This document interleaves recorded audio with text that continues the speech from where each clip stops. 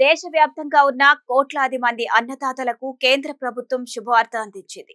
ప్రధానమంత్రి కిసాన్ సమ్మాన్ నిధి యోజన కింద ఇవ్వాల్సిన 21వ విడత నిధులు విడుదలకు రంగం సిద్ధం చేసింది. అధికారులు తెలిపిన వివరాల ప్రకారం ఈ విడతను ప్రధానమంత్రి నరేంద్ర మోదీ స్వయంగా బుధవారం మధ్యాహ్నం 2 గంటలకు విడుదల చేయనున్నారు. ఈ బదిలీ ద్వారా దేశవ్యాప్తంగా 9 కోట్లకు పైగా రైతులకు ఆర్థిక సహాయం అందనుంది.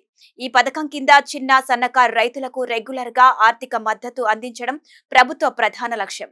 కాగా దేశవ్యాప్తంగా సుమారు 11 కోట్ల మంది రైతులు ఈ పథకం ద్వారా లబ్ధి పొందుతున్నారు. ఇటీవలి కాలంలో జమ్మూ కాశ్మీర్ లో సంభవించిన భారీ వరదల కారణంగా రైతులకు భారీ నష్టం జరిగింది. ఈ పరిస్థితిని దృష్టిలో పెట్టుకుని కేంద్ర ప్రభుత్వం అక్కడి రైతులకు 21వ విడతను ముందుగానే విడుదల చేసింది. అధికారిక సమాచారం ప్రకారం అక్టోబర్ 7, 2025న సుమారు 8.5 లక్షల మంది రైతులకు మొత్తం 170 కోట్లు నేరుగా వారి బ్యాంక్ ఖాతాలో జమయ్యాయి. దీనివల్ల అక్కడి రైతులు వరద ప్రభావం నుండి కొంతవరకు కోలుకునే అవకాశం పొందారు.